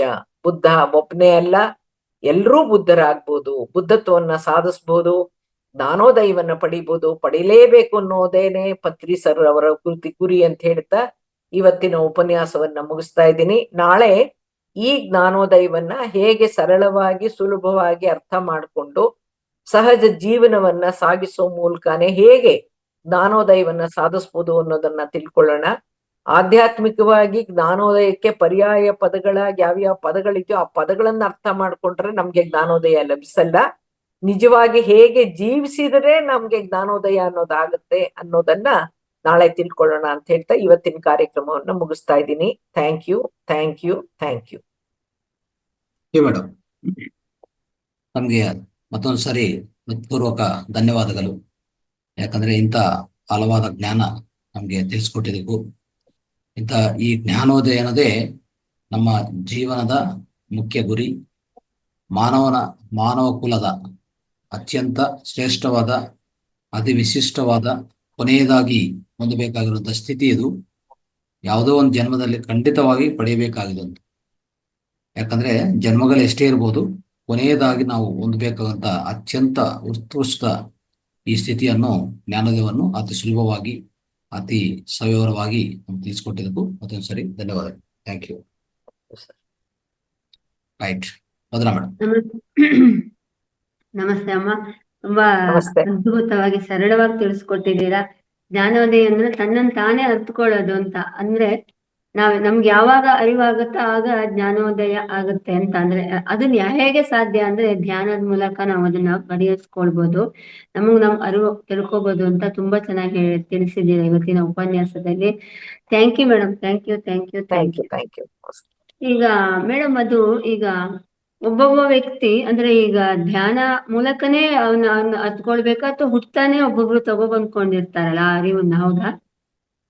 ಅರಿವನ್ನ ಇವಾಗ ನಾವ್ ಕಲ್ತ ಬುದ್ಧಿ ಯಾವುದೋ ನಾಶ ಆಗೋದೇ ಇಲ್ಲ. ಆತ್ಮನ್ ಜೊತೆ ಯಾವುದೇ ಬುದ್ಧಿ ಕೆಟ್ಟದಾಗ್ಲಿ ಒಳ್ಳೇದಾಗ್ಲಿ ಏನೇ ಜ್ಞಾನ ಪಡ್ಕೊಂಡ್ರು, ಅನುಭವ ಪಡ್ಕೊಂಡ್ರು, ಅದು ಆತ್ಮನ್ ಜೊತೆ ಶಾಶ್ವತವಾಗಿರುತ್ತೆ. ಆದ್ರೆ ಅರಿವು ಅಂತಂದಾಗ ನಾನ್ ದೇಹ ಅಲ್ಲ, ಆತ್ಮ ಅನ್ನೋ ಅರಿವು ನನ್ನಲ್ಲಿ ಮೂಡ್ಬೇಕಿದ್ರೆ, ಈ ಒಂದು ಭೌತಿಕವಾಗಿರೋ ಜೀವನನೇ ಜೀವನ ಅಲ್ಲ, ಆಧ್ಯಾತ್ಮಿಕವಾದ ಜೀವನ ಬೇರೆ ಇದೆ, ಒಂದು ಬ್ರಹ್ಮಾಂಡ ಸತ್ಯಗಳೇ ಬೇರೆ ಇದೆ, ಈ ಭೂಮಿ ಬ್ರಹ್ಮಾಂಡ ಎಲ್ಲ ನಡೆಯೋದು ಬೇರೆ ಒಂದು ಸಿದ್ಧಾಂತದ ಅನುಸಾರ ಅನ್ನೋದು ಅರ್ಥ ಆಗ್ಬೇಕಾದ್ರೆ ಅದು ಜನ್ಮದಿಂದ ಬರೋದಲ್ಲ. ಅದು ಜ್ಞಾನದ ರೂಪದಲ್ಲಿ ಹಂತದಲ್ಲಿ ಬರ್ತಾ ಇದ್ರು ಕೂಡ ನಾನು ಆತ್ಮ ಅನ್ನೋ ಅರಿವು ನನಗ್ ಮೂಡಿದ್ರೆ ಆ ವಿಚಾರಗಳು ನನಗೆ ಅರ್ಥ ಆಗುತ್ತೆ. ನಾನು ಹಿಂದೆನೂ ಇದ್ದೆ, ಈಗ್ಲೂ ಇದ್ದೀನಿ, ಮುಂದೆನೂ ಇದ್ದೀನಿ, ಯಾತಕ್ ಹುಟ್ಟಿದೀನಿ, ಪಾಪ ಅಂದ್ರೇನು ಪುಣ್ಯ ಅಂದ್ರೇನು ಇದೆಲ್ಲ ಅರ್ಥ ಮಾಡ್ಕೋಬೇಕಾದ್ರೆ ಒಂದು ಹುಟ್ಟುತ್ತಾನೆ. ಫಸ್ಟ್ ಹುಟ್ಟಿದಾಗ ಯಾವ ಪಾಪ ಪುಣ್ಯ ಏನು ಇರೋದಿಲ್ಲ, ಅದು ಶುದ್ಧಾತ್ಮ ಆಗಿರುತ್ತದೆ. ಹಾಗಾಗಿ ಅನುಭವದ ಮೂಲಕ ತಪ್ಪುಗಳು ಮಾಡಿ ತಪ್ಪುಗಳಿಂದ ಕಲಿಯೋ ತರ ಒಂದು ವಿಧಾನ ಫಸ್ಟ್. ಹಾಗಾಗಿ ಆಧ್ಯಾತ್ಮದಲ್ಲಿ ಹೇಗೆ ಅಂದ್ರೆ ಫಸ್ಟ್ ಅನುಭವ ಜೀವನ ಸಾಗಿಸೋದು, ಆಮೇಲೆ ಅದ್ರ ಮೂಲಕ ಕಲಿಯೋದು. ಆದ್ರೆ ಈಗ ನಾವು ಶಾಲಾ ಕಾಲೇಜಲ್ಲಿ ಫಸ್ಟ್ ಕಲಿಸ್ತಾರೆ, ಆಮೇಲೆ ಪಾಸ್ ಮಾಡ್ತೀವಿ ನಾವು. ಆದ್ರೆ ಆಧ್ಯಾತ್ಮಿಕ ಜೀವನದಲ್ಲಿ ಎಲ್ಲ ಅನುಭವ ಪೂರ್ವಕವಾಗಿ ನಮಗ್ ನಾವೇ ಕಲಿತಾ ಹೋಗ್ಬೇಕು. ಹಾಗಾಗಿ ಅರಿವು ಅನ್ನೋದು ನಮಗ್ ಮೂಡ್ಬೇಕಾದ್ರೆ ಜೀವನದ ಮೂಲಕ ಮಾತ್ರ ಮಾಡಿ.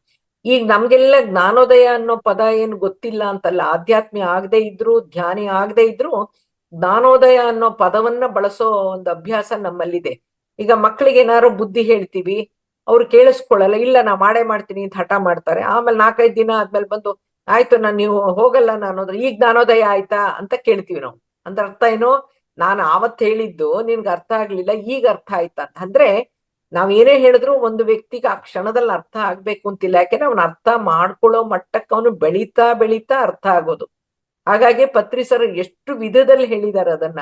4 ಹಂತಗಳು ಹೇಗಿರುತ್ತೆ, ಯಾವ ತರ ಇರುತ್ತೆ, ಯಾವುದು ತಕ್ಷಣಕ್ಕೆ ಸಿಕ್ಕೋದಲ್ಲ, ಹೇಗೆ ಒಂದು ಮೆಡಿಕಲ್ ಇಂಜಿನಿಯರಿಂಗ್ ನಲ್ಲಿ ಇರುತ್ತೋ ಆ ತರ ತುಂಬಾ ಕಾಂಪ್ಲೆಕ್ಸ್ ಸಬ್ಜೆಕ್ಟ್ಸ್ ಇರುತ್ತೆ, ಅದೆಲ್ಲ ಅರ್ಥ ಮಾಡ್ಕೋಬೇಕು ಅಂತಾನು ಹೇಳಿದ್ದಾರೆ. 100ಕ್ಕೆ 25 ಮಾರ್ಕ್ಸ್ ತಗೊಂಡ್ರೆ ಗ್ರೇಸ್ ಮಾರ್ಕ್ಸ್ ತಗೊಂಡ್ ಪಾಸ್ ಮಾಡ್ದಂಗಲ್ಲ ಇದು, ಯಾರು ಪಾಸ್ ಮಾಡಿ ಯಾರು ಡಿಗ್ರಿ ಕೊಡೋದಲ್ಲ, ಇದು ನಾವೇ ಪಡ್ಕೋಬೇಕು ಅಂತ ಬಹಳ ಅರ್ಥಗರ್ಭಿತವಾಗಿ ಹೇಳಿದ್ದಾರೆ. ಹಾಗಾಗಿ ಅರಿವು ಅನ್ನೋದು ಕ್ಷಣ ಮಾತ್ರದಲ್ಲಿ ಮೂಡೋ ಅಂತದ್ದಲ್ಲ, ಅಥವಾ ಒಂದು ಅರಿವು ಅಂದ್ರೆ ಒಂದು ಅರ್ಥದಲ್ಲಿ ಜ್ಞಾನ ಕೂಡ. ಆ ಜ್ಞಾನನೂ ಕೂಡ ಆತ್ಮದ ಜೊತೆನೆ ಪಡ್ಕೋತಾ ಫೈನಲ್ ಆಗಿ ಪರಿಪೂರ್ಣವಾದಾಗ ಅವನು ಜ್ಞಾನೋದಯ ಹೊಂದಿದ್ದಾನೆ. ಥ್ಯಾಂಕ್ ಯು ಅಮ್ಮ, ಥ್ಯಾಂಕ್ ಯು, ಅದ್ಭುತವಾಗಿ ತಿಳಿಸ್ಕೊಟ್ರಿ, ಥ್ಯಾಂಕ್ ಯು.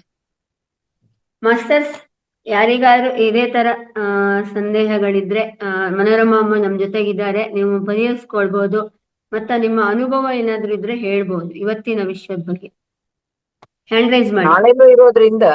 ನಾಳೆನೂ ಇರೋದ್ರಿಂದ ಇವತ್ತು ಕೇಳದೆ ಇದ್ದು ನಾಳೆ ಬೇಕಾದ್ರೆ ಕೇಳ್ಬೋದು, ತೊಂದ್ರೆ ಕೇಳ್ಬಹುದು. ಇವತ್ತಿನ ವಿಷಯದಲ್ಲಿ ಏನಾದ್ರೂ ಇದ್ರೆ ಕೇಳ್ಕೋಬಹುದು. ಕೇಳಿ.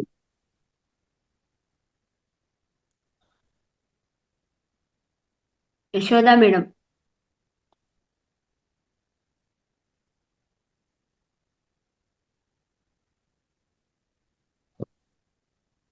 ಶುಭೋದಯ ಎಲ್ಲರಿಗೂ ಶುಭೋದಯ.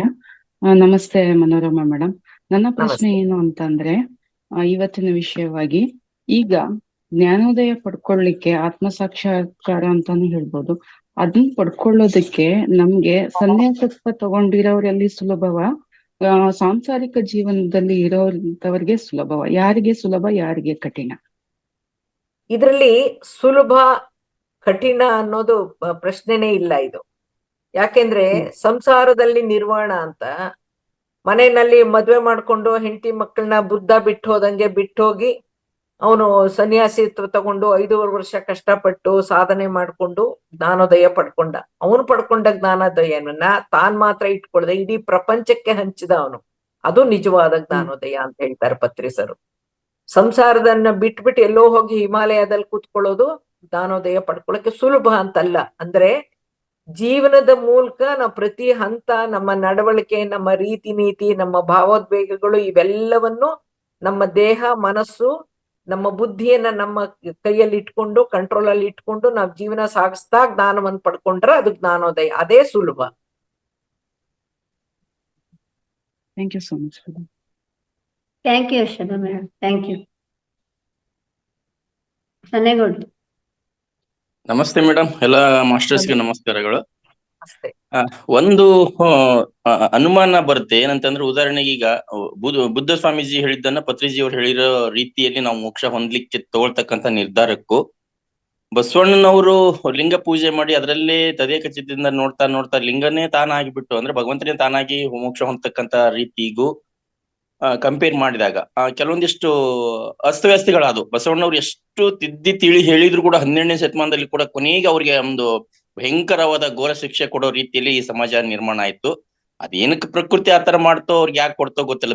ಕೊಟ್ರೆ ದೇಹಕ್ಕೆ ಮಾತ್ರ ಶಿಕ್ಷೆ ಕೊಟ್ಟಿದ್ದಾರೆ, ಬಿಟ್ರೆ ಅವ್ರ ಆತ್ಮಕತೆ ಕೊಡಕ್ ಆಗಿಲ್ಲ. ಇನ್ನು ಸೂಕ್ಷ್ಮವಾಗಿ ನೋಡಿದಾಗ ಭಕ್ತ ಪ್ರಹ್ಲಾದ ಹುಟ್ಟುತ್ತಲೇ ಅವ್ರ ಆತ್ಮ ರೆಡಿಯಾಗಿ ಬಂತಲ್ಲ, ಅದ್ ಹೆಂಗ್ ಸಾಧ್ಯ?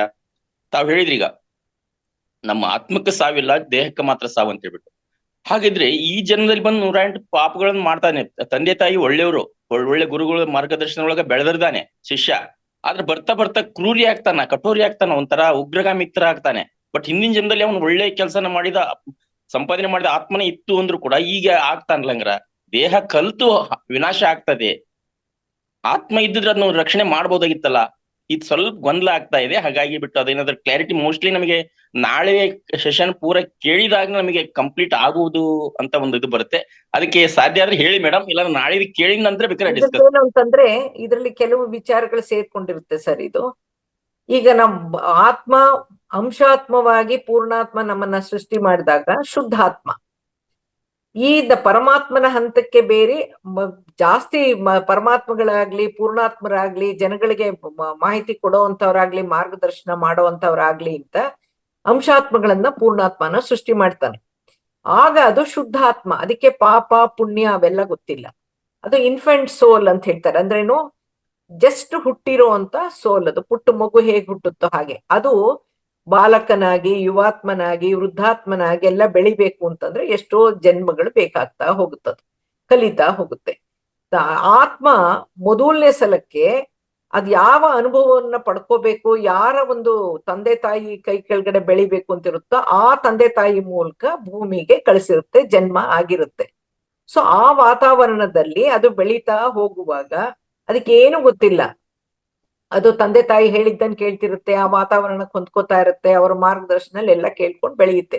ನಂತರ ಬೇಬಿ ಸೋಲಾಗಿ ಆ ಬಾಲಾತ್ಮ ಆಗಿ ಮಿಕ್ಕಿದೆಲ್ಲ ಬೆಳೀತಾ ಬೆಳೀತಾ ಅದಕ್ಕೂ ಒಂದು ಮನಸ್ಸು ಬುದ್ಧಿ ಅನ್ನೋದು ಸಿಕ್ಕೋದ್ರಿಂದ, ಸ್ವತಂತ್ರ ಇರೋದ್ರಿಂದ, ಆಯ್ಕೆ ಮಾಡ್ಕೊಳ್ಳೋದ್ರಿಂದ, ಸಮಾಜಕ್ಕೆ ಶಾಲೆ ಕಾಲೇಜು ಒಂದು ಪರಿಚಯ ಆಗೋದ್ರಿಂದ 10 ಹಲವು ಭಾವನೆಗಳಲ್ಲಿ ಭಾವೋದ್ರೇಕಗಳಲ್ಲಿ ಮನಸ್ಥಿತಿಗಳಲ್ಲಿ ಇರೋದ್ರಿಂದ ಕೆಲವು ತಪ್ಪು ಆಗ್ಬೋದು, ಕೆಲವು ಸರಿನೂ ಆಗ್ಬಹುದು. ಹಾಗಾಗಿ ಅದು ಕಲ್ತ್ಕೊಳ್ತಾ ಹೋಗುತ್ತೆ. ತಪ್ಪಾಗಿದ್ದನ್ನ ತಿದ್ಕೊಳಕ್ ಮತ್ತೆ ಹುಟ್ಟುತ್ತೆ, ಒಳ್ಳೇದ್ ಮಾಡಿದ್ರೆ ಅದನ್ನ ಆನಂದಿಸಕ್ಕೆ ಎಂಜಾಯ್ ಮಾಡಕ್ಕೆ ಹುಟ್ಟುತ್ತೆ. ಒಟ್ಟಲ್ಲಿ ಪುನರ್ಜನ್ಮ ಅಂತೂ ತಪ್ಪಿದ್ದಲ್ಲ, ಒಳ್ಳೇದಾದ್ರು ಕೆಟ್ಟದಾದ್ರು. ನೀವ್ ಹೇಳಿದ್ರಿ ಯಾವ ತಂದೆ ತಾಯಿಗೂ ಮಕ್ಕಳನ್ನ ಆಯ್ಕೆ ಮಾಡ್ಕೊಳ್ಳೋ ಚಾಯ್ಸ್ ಇರಲ್ಲ. ನಂಗೆ ಇಂಥ ಮಗುವನೇ ಬೇಕು, ಇಂಥ ಇರೋನೇ ಬೇಕು ಅಂತ ಹೇಳಕ್ಕಾಗಲ್ಲ. ಯಾಕೆಂದ್ರೆ ಆ ಆಯ್ಕೆನ ಆತ್ಮನಿಗೆ ಕೊಟ್ಟಿರೋದು ಪರಮಾತ್ಮ. ಹಾಗಾಗಿ ಅವನು ಮುಂದೆ ಬರ್ತಾ ಬರ್ತಾ ಅವನ ದೇಹ ಬಿಟ್ಟು ಬಿಟ್ಟು ಊರ್ದಕ್ಕೆ ಹೋಗ್ತಾ ಇದ್ದಾಗ ಅವನಿಗೆ ಗೊತ್ತಾಗುತ್ತೆ. ಅಲ್ಲಿ ಆಕಾಶಿಕ್ ರೆಕಾರ್ಡ್ಸ್ ಬಗ್ಗೆ ಕ್ಲಾಸಸ್ ಕೇಳಿದ್ರೆ ಗೊತ್ತಾಗತ್ತೆ ನಿಮ್ಗೆ. ಅಲ್ಲಿ ತಾನ್ ಏನೇನ್ ತಪ್ಪುಗಳನ್ನ ಮಾಡಿ ಬಂದಿದ್ದಾನೆ, ತಾನ್ ಏನೇನ್ ಒಳ್ಳೇದ್ ಮಾಡಿ ಬಂದಿದ್ದಾನೆ ಅಂತ ಪೂರ್ಣಾತ್ಮ ಅವನಿಗೆ ತೋರಿಸ್ತಾನೆ. ನೋಡಪ್ಪ, ಇಲ್ಲಿಂದ ಹೋದ ತಕ್ಷಣನೇ ನೀ ಏನೇನ್ ಮಾಡಕ್ಕೆ ಅಂತ ಹೋದೆ, ಏನೇನ್ ಮಾಡ್ಬಿಟ್ಟು ಬಂದೆ, ಏನ್ ಉಳ್ಕೊಂತು, ತಪ್ಪು ಏನಾಯ್ತು, ಇದನ್ ತಿದ್ಕೊಳಕ್ಕೆ ಈಗ ನೀನ್ ಹೋಗ್ಬೇಕು ಅಂದ್ರೆ 4 ಜನ ಗರ್ಭಿಣಿ ಸ್ತ್ರೀಯರನ್ನ ತೋರಿಸಿ, ನೋಡಪ್ಪ ಈ ತಪ್ಪನ್ನ ತಿದ್ಕೊಳಕ್ಕೆ ಈ ತಾಯಿ ಕುಟುಂಬದಲ್ಲಿ ಹುಟ್ಟಬೇಕು, ಈ ಒಂದು ಸ್ಥಿತಿಯನ್ನ ಬಡವನಾಗಿದ್ರು ವಿದ್ಯಾವಂತನಾಗಕ್ಕೆ, ಜ್ಞಾನ ಪಡ್ಕೊಳಕ್ಕೆ, ಸಂಸ್ಕಾರವಂತನಾಗಕ್ಕೆ ಈ ತಾಯಿ ಹೊಟ್ಟೆ ಅಂತ ಚಾಯ್ಸ್ ಕೊಟ್ಟು ಯಾವ್ದನ್ನ ಆಯ್ಕೆ ಮಾಡ್ಕೋತೀಯ ಆತ್ಮನಿಗೆ ಆಯ್ಕೆಗೂ ಅವಕಾಶ ಕೊಟ್ಟು ಜನಿಸೋ ಅಂತದ್ದು. ಹಾಗಾಗಿ ತನ್ನ ಆತ್ಮ ಪೂರ್ತಿ ತನಗೆ ಸ್ವತಂತ್ರ ಕೊಟ್ಟಿರೋದ್ರಿಂದ ಯಾರು ಡೈರೆಕ್ಟ್ ಮಾಡೋದಿಲ್ಲ. ಇಲ್ಲಿ ನೀವ್ ಹೇಳಿದ್ರಿ ಒಳ್ಳೆ ಕುಟುಂಬದಲ್ಲಿ ಹುಟ್ಟಿ ಇದಾಗಿ ಕೆಟ್ಟ ರೀತಿಯಲ್ಲಿ ಬೆಳೆಯೋದು ಅಂತ. ಈ ವಾಸನೆಗಳು ಅಂತ ನಾವ್ ಯಾವ್ದನ್ನ ಒಂದು ಅಭ್ಯಾಸ ಮಾಡ್ಕೊಂಡಿರ್ತೀವೋ, ಅಭ್ಯಾಸದಿಂದ ಹವ್ಯಾಸ, ಹವ್ಯಾಸದಿಂದ ಚಟ ಆಗಿರುತ್ತೆ, ಚಟದಿಂದ ಅದು ವಾಸನೆ ಆಗಿರುತ್ತೋ, ಕೆಟ್ಟದಾಗಿರುತ್ತೋ, ಅದು ಜನ್ಮದಿಂದ ಜನ್ಮಾಂತರಕ್ಕೆ ಇನ್ನೊಂದಕ್ಕೆ ಹೋಗುವಾಗ ಅದು ವಾಸನೆಯಾಗಿ ಹೋಗುತ್ತೆ. ಆ ವಾಸನೆ ಅನ್ನೋದನ್ನ ಸಹಜವಾಗಿ ನಾವು ಕಳ್ಕೊಳಕ್ಕಾಗಲ್ಲ. ಸಂಸ್ಕಾರವಂತನ ಮನೆಯಲ್ಲೇ ಹುಟ್ಟಿದ್ರು ಕೂಡ ಆ ಆತ್ಮದ ಹಿಂದಿನ ಜನ್ಮಗಳ ವಾಸನೆಗಳು, ಚಟಗಳು, ಕೆಟ್ಟ ಪ್ರವೃತ್ತಿಗಳು ಏನ್ ಅಭ್ಯಾಸ ಮಾಡ್ಕೊಂಡಿರ್ತಾರೋ ಅದನ್ನ ಬಿಡಕ್ಕೆ ಅಂತಾನೆ ಡಿಸಿಷನ್ ತಗೊಂಡು ಸಂಸ್ಕಾರವಂತನ ಮನೆಯಲ್ಲಿ ಹುಟ್ಟಿರ್ತಾರೆ. ಆದ್ರೆ ಆ ಟೈಮ್ನಲ್ಲಿ ಅವನಿಗೊಂದು ಆತ್ಮಜ್ಞಾನ ಬೇಕು. ನಾನು ಆತ್ಮ, ನಾ ಹಿಂದೆ ಮಾಡಿರೋ ತಪ್ಪನ್ನ ಕಳ್ಕೊಳಕ್ ಬಂದಿದ್ದೀನಿ ಅಂತ ಭೂಮಿಗ್ ಬಂದ್ಮೇಲೆ ಅದು ಮರ್ತೋಗುತ್ತೆ. ಮರ್ತೋಗಲ್ಲ ಅದು, ಯಾಕೆಂದ್ರೆ ಊರ್ಧ್ವದಲ್ಲಿ ಕಂಪನಗಳ ಹೈ ಫ್ರೀಕ್ವೆನ್ಸಿ ಇರೋದ್ರಿಂದ, ಭೂಮಿ ಲೋ ಫ್ರೀಕ್ವೆನ್ಸಿ ಆದ್ರಿಂದ, ಆ ಒಂದು ಯಾವ ಕಾರಣದಿಂದ ಹುಟ್ಟಿನ ಉದ್ದೇಶ ಇಟ್ಕೊಂಡು ಹುಟ್ಟಿದೀನಿ ಅನ್ನೋ ಅರಿವು ತನಗಿಲ್ದೇ ಇರೋದ್ರಿಂದ ಅದು ಮರೆಮಾಚಿ ಹೋಗಿರುತ್ತೆ. ಅದಕ್ಕೆ ಆತ್ಮಜ್ಞಾನ ಬೇಕು. ಆ ಆತ್ಮಜ್ಞಾನ ಅವನಿಗೆ ಹುಟ್ಟಿದ್ದೆ ಆದ್ರೆ, ಎಂತ ತಪ್ಪು ಕೆಲಸ ಮಾಡ್ತಿದ್ದೀನಿ, ಎಂತ ಮನೆಯಲ್ಲಿ ಹುಟ್ಟಿ ನಾನು ಇಂಥ ಕೆಲಸ ಮಾಡ್ತಾ ಇದ್ದೀನಲ್ಲ ಅಂತ ತನ್ನನ್ನ ತಾನು ತಿದ್ದುಕೊಂಡು, ತಪ್ಪನ್ನ ತಿಳ್ಕೊಂಡು, ಆ ಕೆಟ್ಟದನ್ನೆಲ್ಲ ಬಿಟ್ಟು ಒಳ್ಳೆ ರೀತಿಯಲ್ಲಿ ಮುಂದುವರೆದ್ರೆ ಅದೇ ಜ್ಞಾನೋದಯ ಅಷ್ಟೇ. Thank you madam, thank you.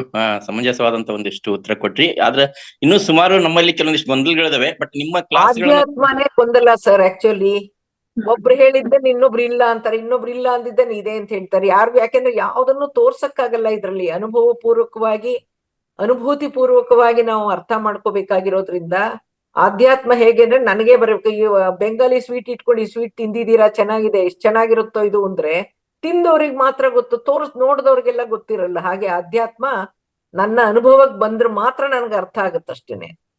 S yes madam. ಒಂದೊಂದ್ ಬಾರಿ ಏನಂತಂದ್ರೆ ಈಗ ಮಾಸ್ಟರ್ಸ್, ಸ್ಪಿರಿಚುವಲ್ ಮಾಸ್ಟರ್ಸ್ ಅಂತ ಹೇಳ್ತೀವಿ ಮೇಡಮ್. ಕೆಲವು ಕಡೆ ಬುದ್ಧದ ಸ್ವಾಮಿಯನ್ನು ಹೇಳ್ಬಹುದು, ಅದ್ ಮಾರ್ಗದರ್ಶನ ಮಾಡ್ತಕ್ಕಂತ ಪತ್ರಿಜಿ ಅವ್ರನ್ನ ಹೇಳ್ಬಹುದು. ಇನ್ನು ಹಿಂದೆ ನಾವು ಹಿಂದೂ ಧರ್ಮದಲ್ಲಿ ನೋಡಿದಾಗ ಬ್ರಹ್ಮ ವಿಷ್ಣು ಮಹೇಶ್ವರ, ಅವ್ರಿಗೆ ಮೀರಿದವನು ಪರಬ್ರಹ್ಮ ಮಹಾಬ್ರಹ್ಮ ಅಂತ ಹೇಳ್ತಾರೆ, ಸೃಷ್ಟಿಕರ್ತ ಅವನೇ ಅಂತ ಹೇಳ್ತಾರೆ. ಹಂಗಾರೆ ಅವನೇ ಒಂದು ಈ ತರ ಕ್ರಿಯೇಟ್ ಮಾಡಿ ಕಳಿಸ್ತಾ ಇದ್ದಾನಂತಂದ್ರೆ ನಮ್ಮನ್ನ ಆಟ ಆಡ್ಸಕ್ ಹಂಗ್ ಮಾಡ್ತಾ ಇದನೋ, ತನ್ನ ಪರೀಕ್ಷೆ ಮಾಡ್ಕೊಳಕ್ ತಾನ್ ಹಂಗ್ ಮಾಡ್ತಾ ಇದನೋ, ಒಂದೊಂದು ಗುಣಗಳನ್ನ ಕಣ್ಣನ್ ಪರೀಕ್ಷೆ ಮಾಡೋದಲ್ಲ. ನಾನು ಈ ಹಿಂದಿನ ಯಾವ್ದೋ ಉಪನ್ಯಾಸಗಳಲ್ಲಿ ಹೇಳಿದೀನಿ ಹೇಗ್ ಸೃಷ್ಟಿ ಆಯ್ತು ಅಂತ. ಪತ್ರಿ ಸರ್ ತುಂಬಾ ಕ್ಲಿಯರ್ ಆಗಿ ಹೇಳಿದ್ದಾರೆ. 2 ತರ ದೇವ್ರುಗಳಿದ್ದಾರೆ. ಒಂದು ನಮ್ಮನ್ನ ಸೃಷ್ಟಿ ಮಾಡಿರೋ ದೇವ್ರುಗಳು, ಇನ್ನೊಂದು ನಾವು ಸೃಷ್ಟಿ ಮಾಡ್ತಾ ಇರೋ ದೇವ್ರುಗಳು ಅಂತ. ಹಾಗಾಗಿ ದೇವ್ರು ಅನ್ನೋನು ಒಬ್ಬನೇ ಇರೋದು, ಅವನೇ ಪರಬ್ರಹ್ಮ, ಅವನೇ ಪರಮಾತ್ಮ.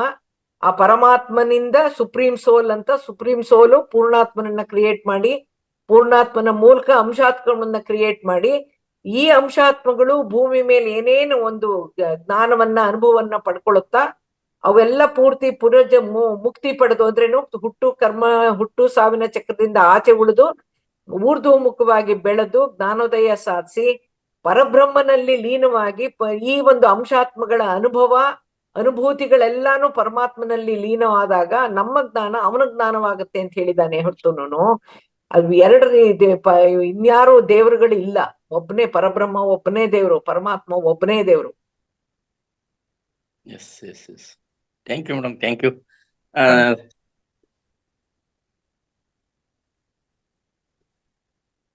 Thank you sir. ಜಯಲಕ್ಷ್ಮಿ ಮಾತಾಡಿ. ನಮಸ್ತೆ ಮೇಡಮ್. ನಮಸ್ತೆ. ಕೇಳಿಸ್ತಾ ಇದೆಯಾ? ಕೇಳಿಸ್ತಾ ಇದೆ. ನಾನು ಅದು ನಂಗೆ ಜ್ಞಾನೋದಯ ಅಂತ ಹೇಳಿದಾಗ ನಾನು ಓದಿದ್ದು ಮೈಕೆಲ್ ಲ್ಯಾಂಗ್ಫೋರ್ಡ್ ಅವರದ್ದು ಅವೇರ್ನೆಸ್ ವಾಚಿಂಗ್ ಅವೇರ್ನೆಸ್ ಅನ್ನೋದು ಒಂದು ನೆನಪಾಯ್ತು. ಅದ್ರಲ್ಲಿ ಅವ್ರು ಹೇಳ್ತಾರೆ, ನೀವು ಎಲ್ಲಾ ಏನ್ ಥಾಟ್ ಬಂದ್ರು ಕೂಡ ಕಣ್ಮುಚ್ಚಿ ಕಾನ್ಶಿಯಸ್ ಅನ್ನ ಅಬ್ಸರ್ವ್ ಮಾಡು ಅಂತ.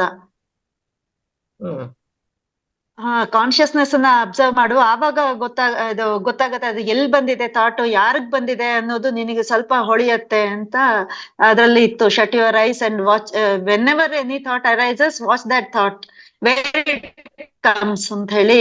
ಅದು ಅಂದ್ರೆ ಅದನ್ನ ಹಾಗೆ ಅಬ್ಸರ್ವ್ ಮಾಡ್ತಾ ಇದ್ರೆ ಒಂದು ಎಂಟಿ ಸ್ಪೇಸ್ ಕಾಣಿಸತ್ತೆ ನಮಗೆ ಒಳಗೆ. ಅದು ನಾವು ಏನೇ ಬರೀ ಧ್ಯಾನದಲ್ಲಿರುವಾಗ ಅಂತ ಅಲ್ಲ, ದೈನಂದಿನ ಕಾರ್ಯಗಳಲ್ಲಿ ತೊಡಕೊಂಡಿದ್ದಾಗ್ಲೂ ಅಷ್ಟೇ, ಅದು ಯಾರಿಗ್ ಬಂದಿದೆ ಆ ಥಾಟ್ ಅಂತ ಹೇಳಿ ಒಳಗಡೆ ಆ ಥಾಟ್ ಅನ್ನ ಕುರಿತು ಆಲೋಚನೆ ಮಾಡಿದ್ರೆ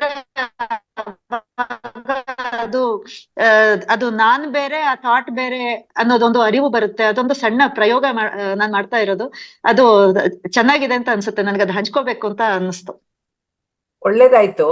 ಇದು ಇಲ್ಲೇನಂತಂದ್ರೆ ಆಧ್ಯಾತ್ಮದಲ್ಲಿ ಸಾಧನೆಗೆ 10 ಹಲವು ಮಾರ್ಗಗಳಿರುತ್ತೆ.